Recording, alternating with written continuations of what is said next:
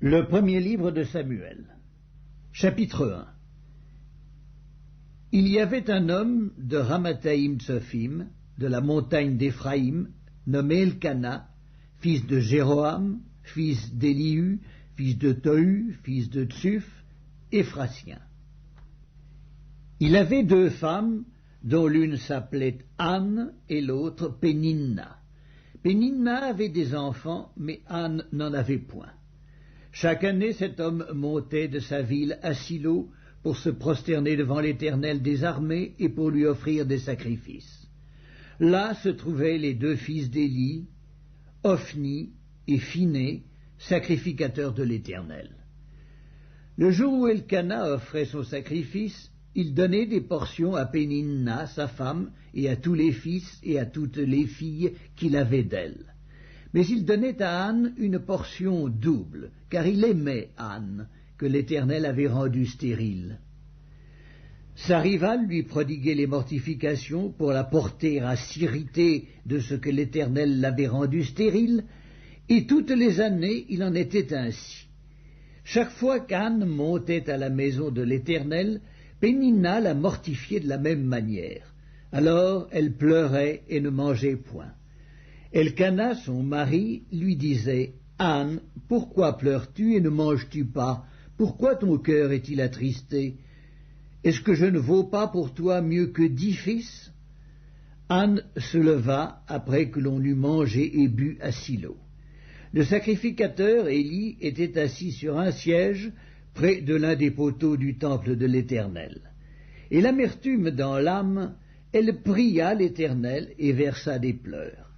Elle fit un vœu en disant « Éternel des armées, si tu daignes regarder l'affliction de ta servante, si tu te souviens de moi et n'oublies point ta servante, et si tu donnes à ta servante un enfant mâle, je le consacrerai à l'Éternel pour tous les jours de sa vie, et le rasoir ne passera point sur sa tête. » Comme elle restait longtemps en prière devant l'Éternel, Éli observa sa bouche.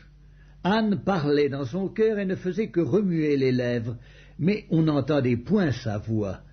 Éli pensa qu'elle était ivre, et il lui dit « Jusque à quand seras-tu dans l'ivresse?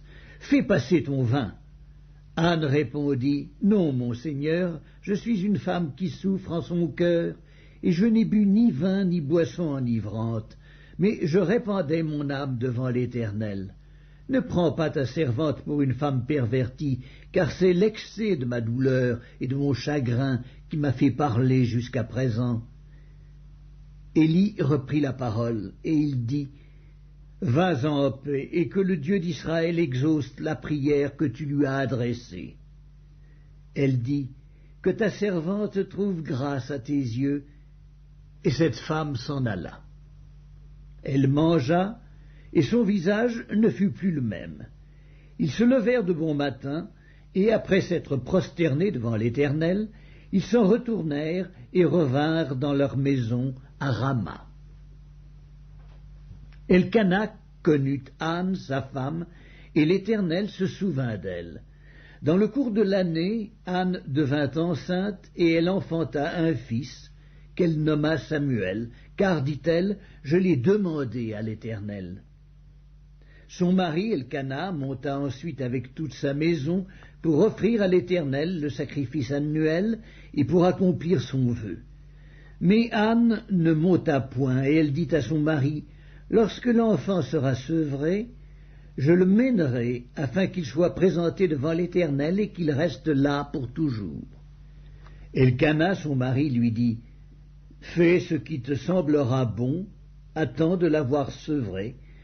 Veuille seulement l'Éternel accomplir sa parole. » Et la femme resta et allaita son fils jusqu'à ce qu'elle le sevrât.